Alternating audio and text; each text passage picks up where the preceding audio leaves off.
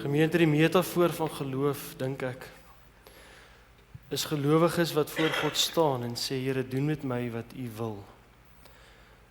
Die metafoor van geloof word baie vertel in Jesus se stories, dat Jesus verby mense loop en sê, staan op en volg my. Staan op, draai om en volg my. So dalk goed as ons vanoggend as 'n simbool, so voor die Here staan, en dalk net weer sê, Here, ons staan voor U, gereed om U werk te doen. En dan volgende in die besonder, die heiligste werk van alles, om lief te hê. Dalk staan jy langs 'n lewensmaat vanoggend. Here, ek's weer gereed om lief te hê, die mense wat in my lewe gesit het naby my. Miskien gaan jy huis toe vandag en daar's mense wat ver bly, wat jy ook moet lief hê, al is dit soms moeilik.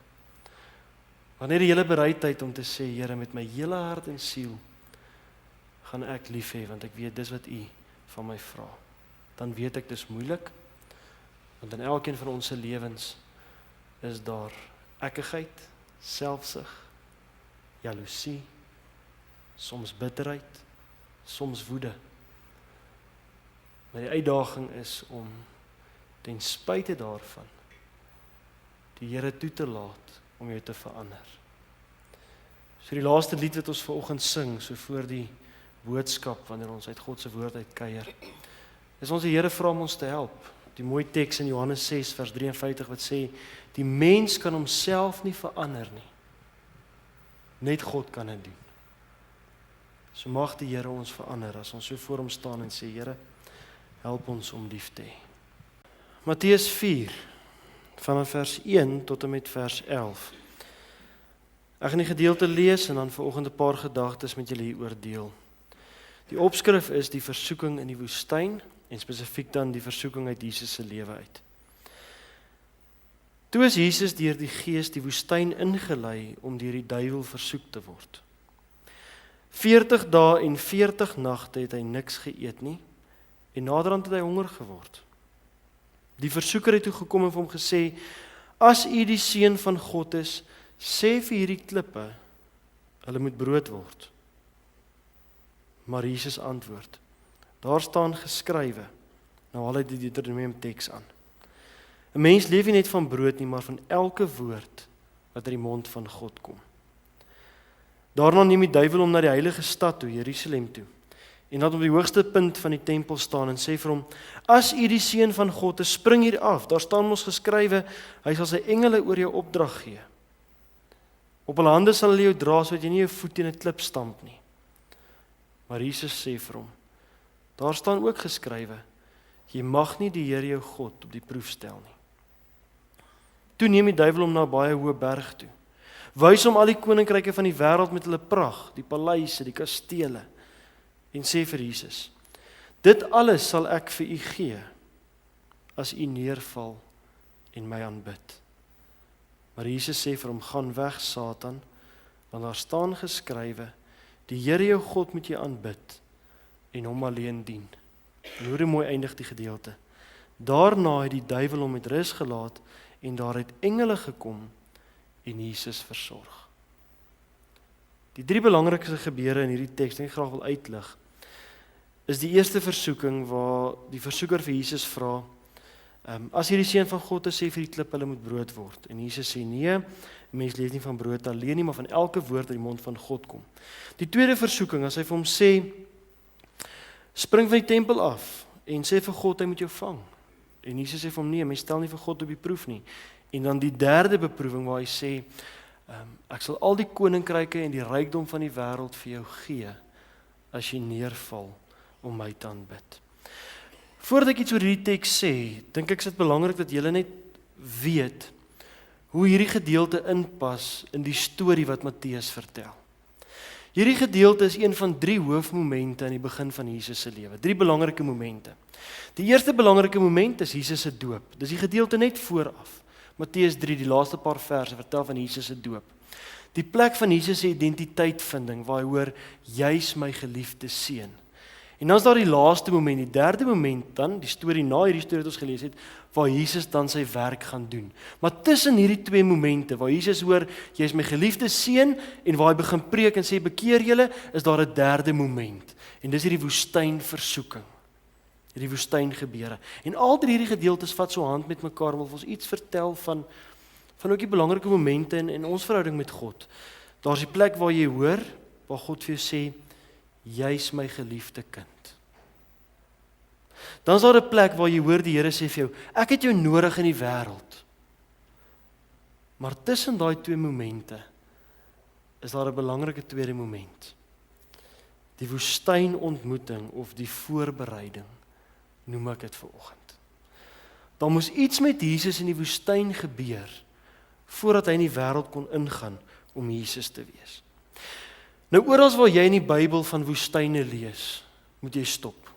Dis nie net 'n argeologiese geskiedkundige vertelling nie. Woestyne in die Bybel is 'n metafoor vir iets baie diepers. Woestyne in die Bybel, of dit nou die storie van die Israeliete is wat hierdie woestyn reis, of dit Moses is, en of dit Jesus is, woestyne is altyd plekke van diep selfondersoek in die Bybel. Die volk Israel reis deur die woestyn. Dit sê eintlik vir ons, dis 'n tyd van diep selfondersoek. Dis 'n tyd wanneer die geraas van die wêreld stil word en God intens met mense begin werk. In woestyne verloor jy baie. Met ander woorde, dis 'n tyd van leeg word. As jy in daardie tyd deur die woestyn gereis het, was die kans baie goed dat jy baie anders aan die ander kant gaan uitkom. In die eerste plek baie maarder en gehidreer, baie warm, min kos. Maar baie keer het jy goed verloor in die woestyn. Jy het jou diere verloor. Jy het baie keer jou mense verloor. Daar's baie kinders en vrouens en mans in woestyne dood. Daar was woestynrowers. So as jy dit deur 'n woestyn maak, as jy nie kon omloop nie en jy moes deur die woestyn gaan, het jy geweet as jy aan die ander kant uitkom, gaan die woestyn jou gevorm het. Die sand sou so 'n bietjie uitgekalf het. Met ander woorde, as ons hier lees dat Jesus in 'n woestyn ingaan, sê Matteus vir ons, let hierop, Jesus gaan nou deur 'n tyd van verandering. Daar's iets baie groots wat nou in sy lewe gaan verander. En in Jesus se geval is daar nog 'n dieper storie in die woestyn. In die heel eerste plek is die woestyn hier 'n goddelike moment.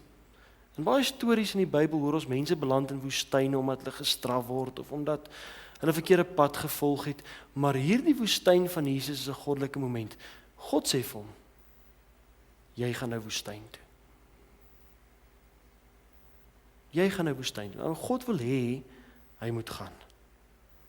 En nou lees ons in hierdie gedeelte van die duiwel. En nou wil ek hier sê dat in die kommentare verskil almal van mekaar. As jy Calvin lees of Luther lees of Barth lees, almal verskil. My opinie van die navorsing is dat wanneer ons hier werk met die duiwel in Matteus 4, is dit nie die duiwel van die hel nie, wat ons maas ons van vertel het nie. Jesus ook sien, hy word met 'n klein lettertjie geskryf in hierdie teks. Met ander woorde, die afleiding wat ons maak is, dat dit die duiwel in Jesus is. Met ander woorde, die versoeking kom van binne af, vanuit Jesus se menslikheid uit, vanuit sy selfsugtigheid, van sy ekkigheid, van dit wat hom mens gemaak het. Dan was nie die duiwel noodwendig van buite af kom om te versoek nie, maar God weet, in die woestyn gaan hy versoek word met dit waarmee elke mens versoek word wanneer dit stil word in jou kamer. Ons almal ken daai stemmetjie. Ons almal partykeer sê die duiwel het my versoek, maar baie keer is dit jou eie ekkigheid, jou eie menslikheid, jou eie ego, jou eie. En dis wat hierdie teks sê. Met ander woorde, God vat vir Jesus in die woestyn in om hom te konfronteer met dit wat ego in die diepste binnekamers van die mens. En hy vat hom woestyn toe om hom weg te vat van die geraas van die wêreld, om by die geraas van sy hart uit te kom.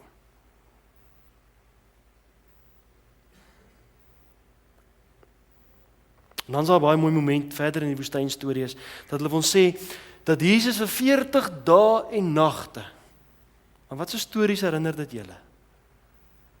Noag, nee? Noag in die ark, wat so stories nog?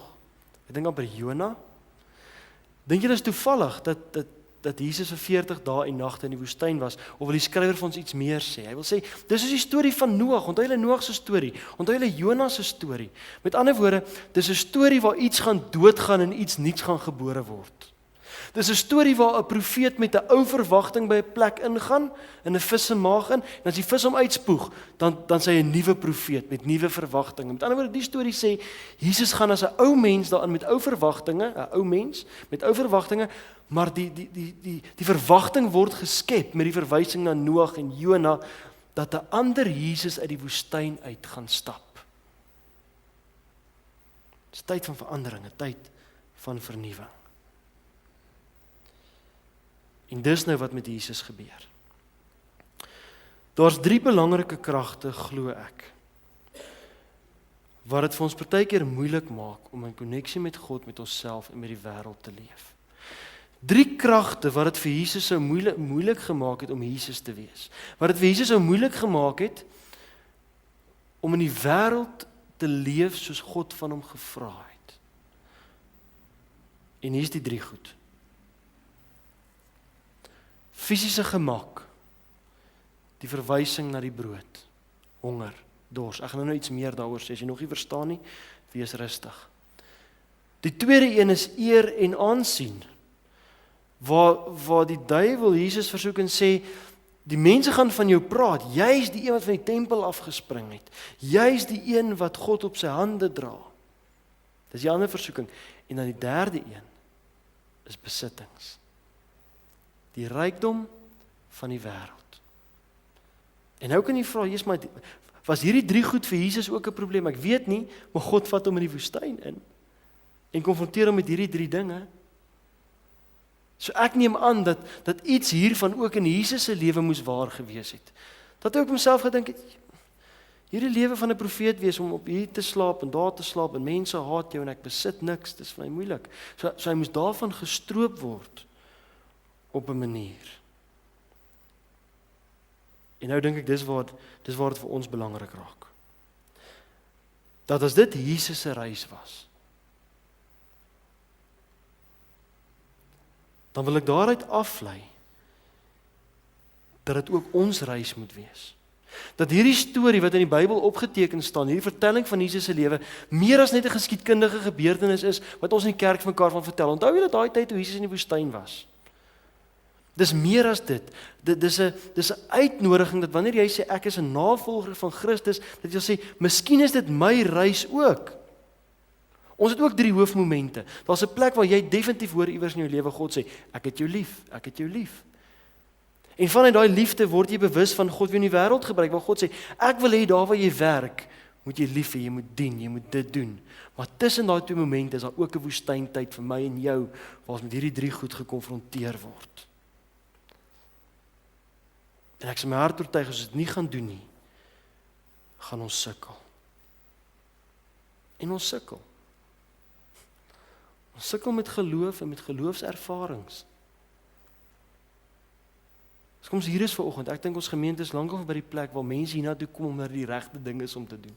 Mense kom hiernatoe met die hoop dat iewers langs die pad gaan geloof makliker word. Of iewers langs die pad gaan ek God meer intens begin beleef. Want ons sukkel met geloof, met ons geloofservarings, met die lewe. En dis nie God se skuld nie. God is altyd oral intens teenwoordig, maar dis ons persepsies en die manier wat ons leef wat dit vir ons moeilik maak om God te ervaar. En hoor nou baie mooi vanoggend. Ek praat nie vanoggend oor die hel nie. Ek sê nie as ons dit nie gaan doen nie, gaan ons hel toe nie. Ek praat glad nie daarvan nie. Ek praat nie van wat gebeur as ons doodgaan nie. Ek praat oor wat gebeur terwyl ons nog lewe. En net in die tekste wat hier op volg, sê Jesus, as julle dit nie doen nie, gaan julle sukkel om die koninkryk van God te beerwe. Nou dis baie moeilik om dit te verstaan wat hy daarmee bedoel. In die eerste plek is hy praat nie van die hemel nie. Want hy sê dis hier en nou. So hy sê as ons daar gaan bly, daar vasgevang bly, gaan ons sukkel om God in die hier en nou te ervaar.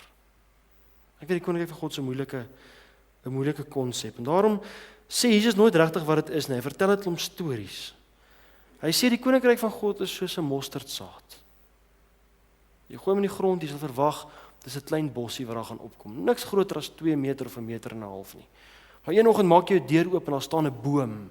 En al die voëls van die hele Jerusalem bly in daai boom. En hulle eet die vrugte van daai boom. So aan die ander wyse, hy sê die koninkryk van God dis groei. Onverwagse groei. Dis waar mense dit reg kry om vanuit 'n plek van doodsheid en gestoltheid te groei. Hy vertel 'n ander storie. Hy sê die koninkryk van God is soos 'n skat in die saailand. Iemand ploeg in die land. Hy werk vir iemand. En hy voel 'n kus onder die grond. En hy maak hom oop en hy sien daar's goud of diamante in. Hy maak hom toe, bær hom, verkoop sy karavaan, verkoop sy huis om daai stuk grond te koop waarop die skat is. Hy sê die koninkryk van God is so. Dan wil hy sê die koninkryk van God dis iets soos wanneer iemand se lewe radikaal verander, wanneer hy iets heeltemal anders te doen, 'n nuwe oriëntasie leef. Dis die koninkryk. Hy vertel 'n storie oor die verlore seun. Die koninkryk van God is soos 'n pa wat nadat sy seun al sy geld uitgepartytjie het, hom nooit gebel of ge-SMS het nie, sy kar verkoop het, eendag by die huis opdaag en sê ek is so jammer. Dat die pa sê, kom in, mamma maak vir hom koffie, hy's terug, wie beskuit hê. Hy sê die koninkryk is so. Dis waar iemand tuis kom in die liefde van God. So die punt wat ek wil maak is, dis wat ons mis, omdat ons daar leef. Ons sukkel om by daai diep plek te kom waar ons in ritme met God leef. Dis wat ons mis. En daar's 3 dinge wat ons uithou uit hierdie lewe saam met God. En nou gaan ek iets oor elkeen probeer sê. En in elkeen van hierdie gevalle, vanuit die teks uit, en nou lees ek hierdie teks nie alleen nie, maar ek lees hom binne die Matteus, Lukas en Johannes evangelie, en al die tekste wat hom aanvul, al die stories wat Jesus vertel, se wortels lê binne in hierdie 3 dinge. Of Jesus praat oor geld, of hy praat oor disippelskap, of hy praat oor geloof, die wortels lê binne in hierdie konsepte en binne in hierdie tekste. So dit gaan daaroor, dat die mens by 'n plek kom van ooridentifisering, dis waaroor dit gaan. 'n Ooridentifisering met fisiese gemak, eer, aansien en besittings. Ek kan probeer iets sê oor elkeen. Die versoeking gaan oor brood. Die brood is 'n metafoor vir die mens se fisiese behoeftes en gemak. Nou ek het 'n paar advertensies uit die wêreld saamgebring wat ons kan help identifiseer hiermee. Dis tipies die mense wat se lewe oorgeneem word deur vrees en angs en bekommernis oor wat ons gaan eet, drink, bly en wat ons gaan aantrek. Hoor, as ek hieroor praat, sê ek nie vir een oomblik dis verkeerd om in hierdie plekke te leef of om te wonder wat jy gaan eet en wat jy gaan drink nie. Ek sê dit glad nie, dis deel van die lewe. Maar Jesus praat oor 'n ooridentifisering daarmee, 'n vrees en 'n angs wat jou verlam, 'n vrees en 'n angs wat maak dat jy niks anders te kan doen as om daardie plek te leef. Van om bang te wees, van gaan ek genoeg hê môre, gaan ek genoeg gespaar hê. Die fisiese versorging van jouself en die gesin, maar by meeste van hierdie mense in hierdie metafoor van die brood, dis die mense wat leef met 'n vrees van te min. Ek's altyd bevrees dat ek te min gaan hê. Dat ek nooit by die plek kom om te sê, die Here is my herder. Ek het genoeg.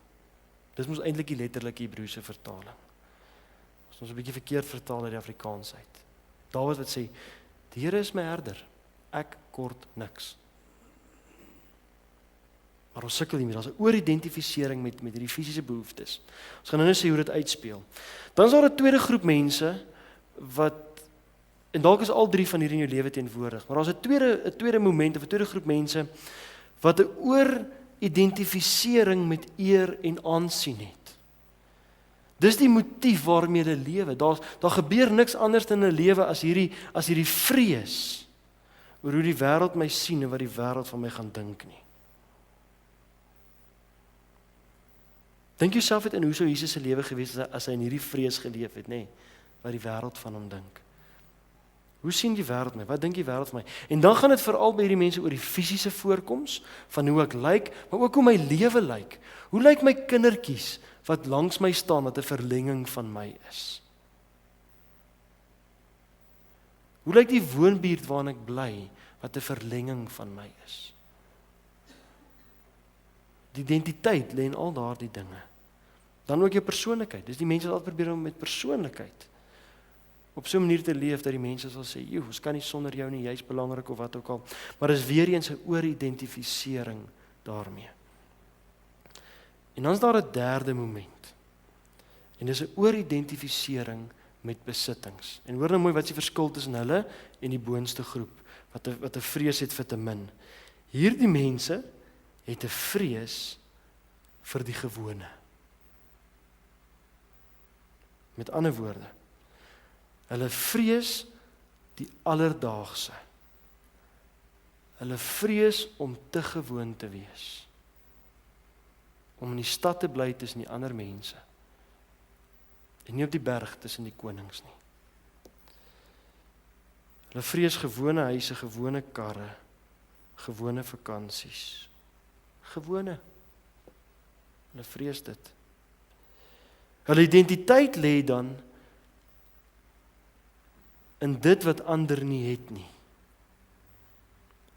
En hulle identiteit meet hulle aan hoe mate hulle lewe uniek is. Nou hierdie advertensies op 'n groot bord daar by Centurion.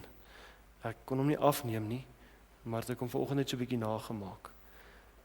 Just status, no quo. Dis 'n nuwe audio advertensie, nê. 'n Grappende wys om na hierdie groep te verwys, want wat vrees hierdie groep mense? Hulle vrees die status quo. En my identiteit lê daarin dat ek status is en no quo. Ek lyk nie soos die ander nie. En ek dink die punt wat Jesus hier wil maak is vir ons om te weet dat hierdie drie goed kragte is wat mense se lewe kan oorneem. En hoor nou mooi wat sê ek vanoggend. Ek sê nie vir een oomblik ons mag nie droom nie. Ons mag nie ambisie hê nie. Maar daar's 'n maar. En daar's 'n fyn lyn en elke ou moet op homself trek. Dat dit iets is wat jou lewe kan oorneem, dat jou lewe oor niks anders te gaan as om in daardie drie plekke te leef nie. Of wat jy so opneem dat jy so vrees dat jy daai goed gaan verloor, dat dit jou lewe in besit neem. Jesus kon dit laat gaan. Hy kon uit die woestyn uitstap en profeet en Jesus wees. En ek dink wat hom gehelp het en wat ons kan help is dat hy kon vanuit sy identiteit as God se geliefde leef, gehoorsaam, radikaal gehoorsaam. Hy kon laat gaan, omdat hy geweet het of ervaar het hoe groot God se liefde is. Ek weet dit klink nou baie dogmaties, maar hoor my mooi. Om daai goed te laat gaan, voel partykeer soos dood. Dit voel partykeer jy sny iets van jou identiteit af, maar Jesus kon dit laat gaan, want sy groter identiteit was in die liefde van God. So hy kon dit laat gaan en in God se liefde inval. Hy het nie in 'n stuk identiteitskrisis of identiteitsloosheid ingeval nie. Hy het sê God is groot, God is liefde, God het my lief, God versorg, God voorsien. As God hier is ek genoeg, het ek genoeg, kan ek gaan waar God my stuur. Dis wat met Jesus gebeur het. Hy kon staat maak dat God se liefde aan die ander kant vir hom wag. Nou dis nou die dogmatiek of die geloof agter vanoggend. So dis ons uitdaging. Om daai goed te laat gaan en net in God se liefde in te val. En ons sal dit moet laat gaan.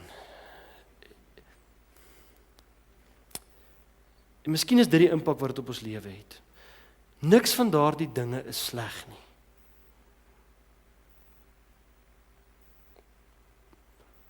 Om goed te doen in jou werk, om goeie voorsiening te maak vir jou ou dag, daar's niks fout met dit nie. Maar die slegte ding daarvan is die invloed wat op ons lewe het op die manier dat dit ons al meer begelei en na 'n plek toe vat waar ons dan die sin en die betekenis buite God en buite onsself soek. En dis miskien die punt wat ek vanoggend wil maak. Dit bring ons by 'n plek waar ons 'n ooridentifisering het met wat buite is. In so 'n mate dat ek wil sê dat daardie dinge waar ons bly, wat ons ry, is die grenssake van ons menswees. Dis mos die randsake. Ek bly toevallig iewers, ek moet eet. Maar daai goed maak dat ons op 'n plek kom waar ons sê, nee, die grens is nou die essensie. En later alwaar die lewe gaan, is hierdie dinge op die periferie, op die grens. Dit neem jy in besit. En later is ons mense wat in die grens leef met baie min toegang tot die essensie. Vir waar die lewe regtig gaan. En ek sê weer, die grensdinge is nie sleg nie, maar dis grensdinge. As jy daar leef vir die res van jou lewe, gaan jy onvervuld moeg nooit die koninkryk van God inasem of deel maak van jou nie. Jy gaan sukkel met sinvolle godservarings en lewenservarings. En ek dink die punt is, ons kan lank daar lewe in die grense. En later voel dit soos die lewe. En hoor nou mooi, soveel so dat later tot ons geloof word, dat ons vanuit die grense begin aanbid en begin leef. Dat ons nou vanoggend sê, nee, maar God roep ons na 'n ander plek toe, maar dat ons op 'n plek so meegevoer kan raak met die grense, dat ons sê, of wat ons begin bid, vanuit hierdie plekke, Here, help my hiermee. Of later is jou gebed 'n gesprek met God wat jou help in jou eer en aansien in die wêreld, terwyl God vir jou sê, los dit. Later word jou gebede 'n manier waarby jy God intrek en sê, die hart van godsdiens is dat God my finansiëel uit my sokkies uitseën.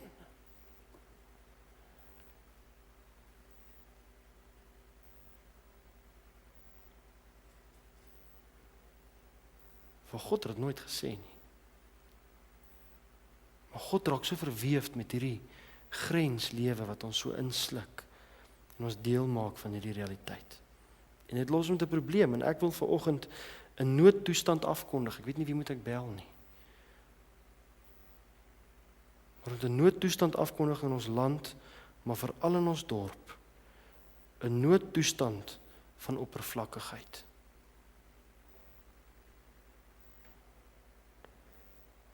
Daar's 'n oulike Afrikaanse fliek wat nou gedraai het, waar die meisie vir die ou sê, ek weet nie presies wat die dialoog was nie, maar sy sê vir hom, as jy vlak is alles diep.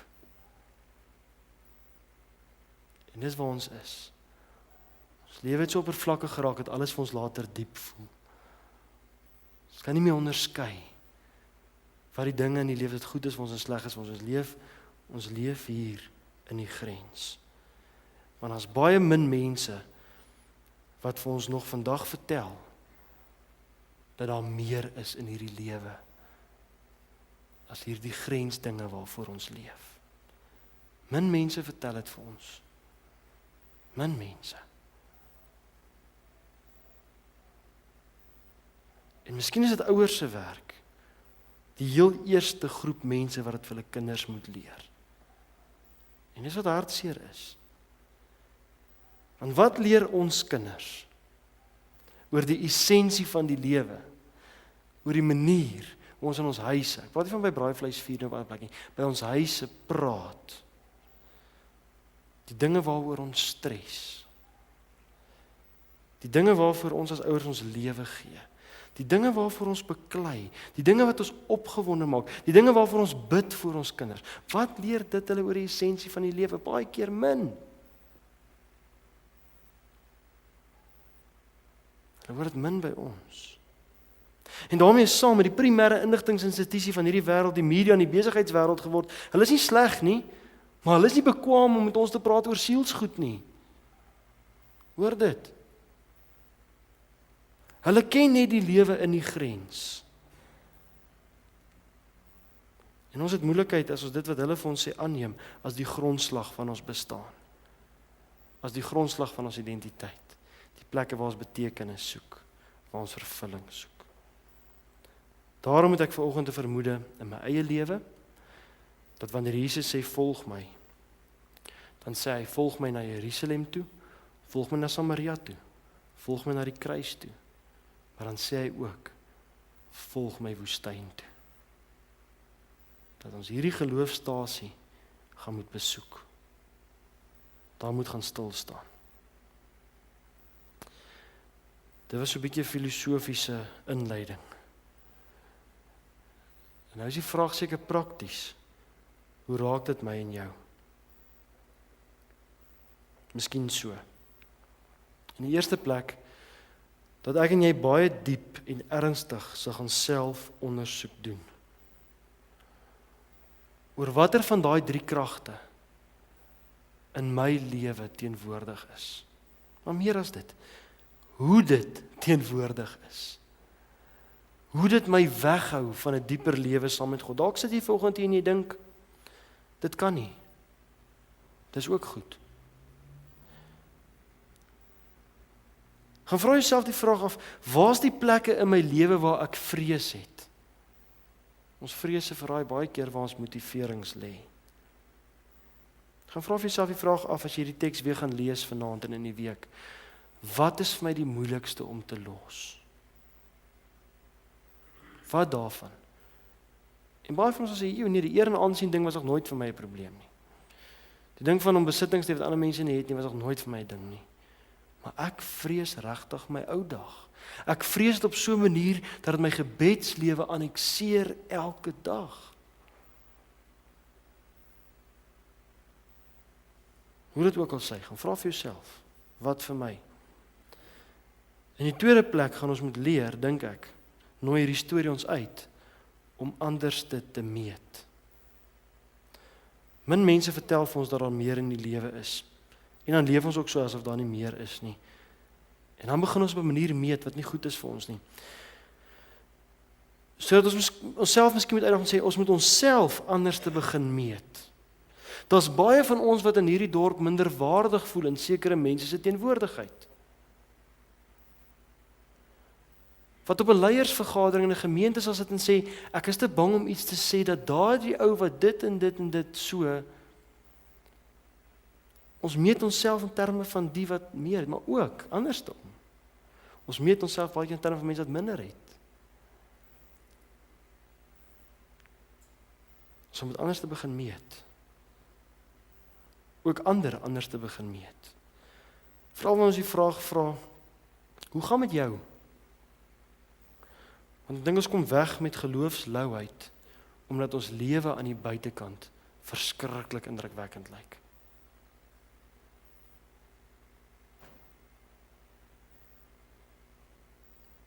Dan neem ek maar aan, dit gaan goed met jou. Of het gaan goed met my want? Dan praat ons oor die grens. Al die grensgoedjies. Jesus sê vir die fariseërs, julle is wit gepleisterde grafte. En dan val hy nie hulle geloof aan nie, of wat hulle verkeerd glo nie. Hy sê, want julle is soos bekers, wat aan die buitekant skoon is, maar aan die binnekant vuil is. Julle is soos borde wat aan die buitekant skoon is, maar aan die binnekant vuil is. Hy sê, julle is wit grafte, want julle leef met hierdie tipiese ding dat aan die buitekant, maar aan die binnekant. Geloofsflouheid. Ons praat daaroor, want ons lewens lyk verskriklik indrukwekkend. So ons as gelowiges moet mekaar maar help om binnekant te begin soek vir die antwoorde op die vraag, hoe gaan met jou? Ons moet mekaar help daarmee.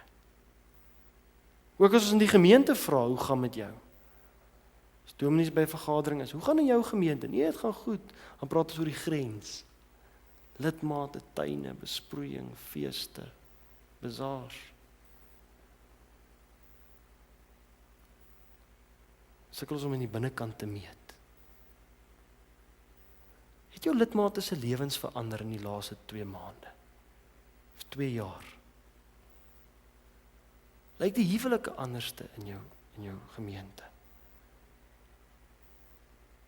Sulke tipe vrae, ons mekaar help.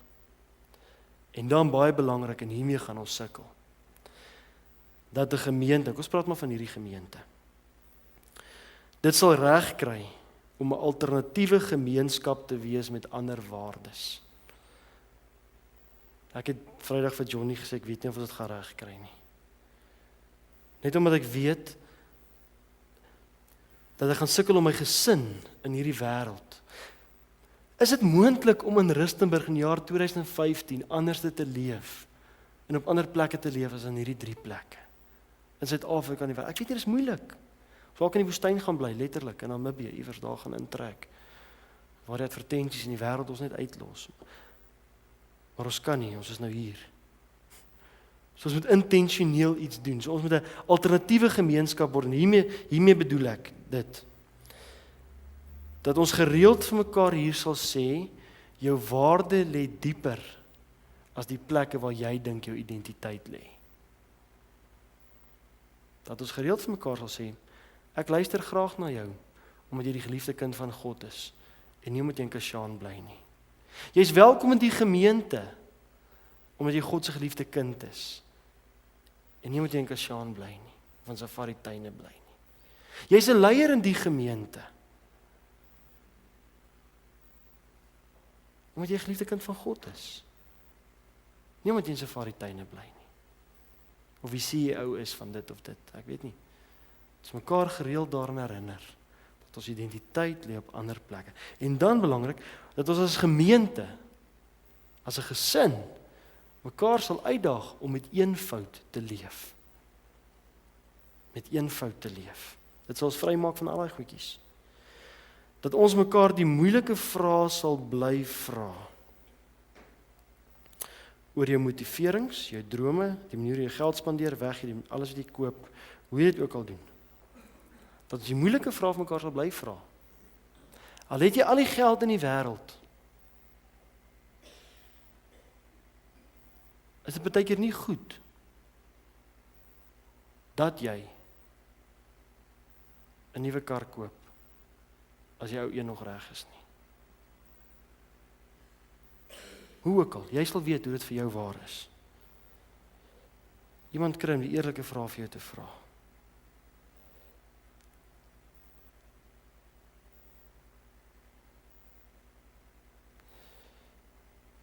Dat ons sal leer om in diep vriendskappe te leef. Spotterderwys sal ek sê, ons vriendskappe in die dorp is so oppervlakkig soos 'n episode Days of Our Lives. Ons praat oor ons nuwe bokke en ons nuwe patters en ons nuwe haarkleur. Maar ek weet dit gaan sleg met jou. Jy's in 'n affair. En ons swyg net. En ons swyg net. Ons het goeie vriende nodig vir die diep en reguit en harde vrae vra.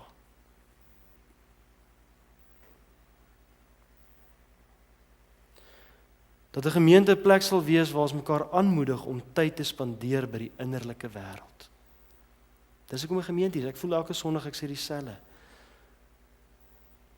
Maar miskien is dit goed as dit elke Sondag sê. Daar's 'n dieper wêreld. Gaan vertel dit vir die wêreld daar buite. Anders leef ons bewusteloos in die grense van ons lewens. Dat ons as gesinne en ouers nie dink as ons die harde werk doen om aan ons gesin te voorsien, dat ons doen wat 'n gesin moet doen nie. Of wat 'n ouer moet doen nie. Dat jy nie noodwendig 'n goeie ouer is as jy hard werk en jou kind se grensbehoeftes voorsien nie. Meer as ooit het ons gelowige ouers nodig om kinders te leer dat identiteit lê op 'n ander plek. En ons wêreld het rekenmeesters en artse en sportsterre nodig. Maar daar's 'n dieper lewe. En ek het 'n vermoede ons ouers sukkel hiermee. Because it's difficult to teach something or give something to somebody what you don't have. Hoe moet ek my kind leer van 'n dieper lewe as ek self nie daar lewe nie? Hoe moet ek my kind leer van die woestyn as ek nie self daar instap en die harde werk doen nie? Ek sluit af. Woestyne. Baie van ons gaan intentioneel onsself daar moet neersit. Miskien na vanoggend te sê, okay, ek gaan eerlik wees met myself. Kom my drome en my angstigheid en my stres en my gebede en my waardes vanuit 'n diep verhouding met God, of kom dit daaruit dat ek in die grense van my lewe leef? En wat wil God my leer? Wat wil hy vanoggend vir my sê? Vra God om jou te wys. Aan die ander kant wil ek sê, baie van julle gaan daar kom, want die lewe gaan julle daar bring. Baie van julle sit vanoggend hier in die woestyn, van siekte het julle soontoe gevat. Ouderdom het julle soontoe gevat. Ouderdom doen dit. Meester Eckhart het baie jare terug gesê, met ouderdom vervaag die identiteitsmaskers. En dan kan jy nie op jou ambisie of enigiets staat maak behalwe God en God se nabyheid nie. So die siekte gaan jy daar bring, die lewe gaan jy daar bring, 'n lewensmaat wat dood is, 'n kind wat dood is, gaan jy daar bring. Vir jou wil ek sê, bly daar. Moenie te vinnig daar uitkom nie. Baie mense sê, is so sleg daar, ek weet. Maar daai 40 dae en 40 nagte het jy nodig. En ek beloof jy gaan anders daar uitkom, nie dieselfde nie. Jy sal nooit weer dieselfde wees na daai trauma nie. Die lewe is seer en bitter daarna. Miskien kry dit beter reg as ons om vanuit die essensie te leef. Kan ons by jou leer. En laastens wil ek vir ons sê dat jy moet weet, die lewe gaan jou uit die woestyn uit wil weghou. Jy gaan nie outomaties daar uitkom nie. Jy gaan nie een oggend opstaan en jy gaan minder in daai 3 kragte leef. Ek gaan minder geldgierig, minder selfsugtig, minder eer. Dit gaan nie outomaties met jou gebeur nie. Dis nie 'n seisoen wat verbygaan nie. Dis 'n plek waar jy intentioneel jouself moet neersit. As jy vandag dieselfde leef as gister, gaan jy môre dieselfde mens wees. So jy moet anders leef en met ander intensies. Ek sluit af. Ek dink die hoogtepunt van alles is hoe die storie eindig. Hoe Jesus in die wêreld ingaan en Jesus is. En hy sou nie Jesus kon wees wat gehoorsaam in ritme met God geleef het as daardie 3 kragte in sy hart was nie. En ek dink dis God se begeerte. Dis alleen wanneer ons leer om daardie dinge te laat gaan, dat dit vir ons makliker word om lief te hê, makliker te word om voete te was, makliker word om gehoorsaam te wees, makliker te word om weg te gee, makliker word om hulp te vra, makliker om broos te word, om disipel te wees. Dis hoekom ons daar moet gaan. Want iemand het nodig om die wêreld te vertel. Miskien is vertel die verkeerde woord. Om in die wêreld te gaan leef, asof God hier is, want hy is. Ons het die woestyne nodiger as wat ons dink. Mag ons dit besef. Mag ons daar gaan. Amen.